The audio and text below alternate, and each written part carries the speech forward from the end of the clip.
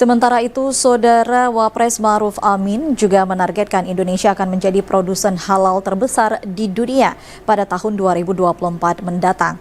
Untuk itu, Wapres juga mengharapkan keterlibatan seluruh pihak agar hal tersebut juga dapat terrealisasi. Berikut informasi selengkapnya. Perkembangan pesat pelaksanaan ekonomi syariah di Indonesia turut memberikan dampak positif terhadap pertumbuhan ekonomi negara. Dalam upaya pemulihan ekonomi global, ekonomi syariah telah diangkat menjadi agenda utama di berbagai negara. Hal ini merupakan salah satu bagian penting dari kebijakan pemulihan ekonomi pasca pandemi. Ekonomi syariah dan industri halal juga telah dilihat sebagai sumber mesin pertumbuhan baru, baik di tingkat domestik maupun global. Pemerintah pun optimis pelaksanaan konversi ekonomi syariah akan berjalan dengan mulus, sehingga target Indonesia menjadi kekuatan ekonomi syariah terbesar di dunia pada tahun 2024 mendatang dapat terwujud.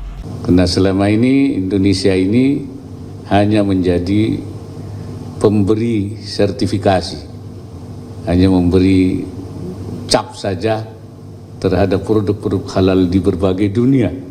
Ya, dan sekarang kita ingin menjadi produsen halal terbesar, dan kita sudah bertekad 2024 ini sudah kita bisa menjadi produsen halal terbesar di dunia. Kehadiran Bank Syariah di Indonesia juga memiliki peran penting dalam meningkatkan pertumbuhan ekonomi syariah di Indonesia.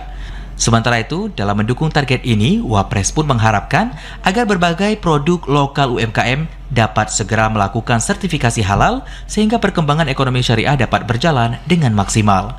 Tim Liputan TVRI melaporkan.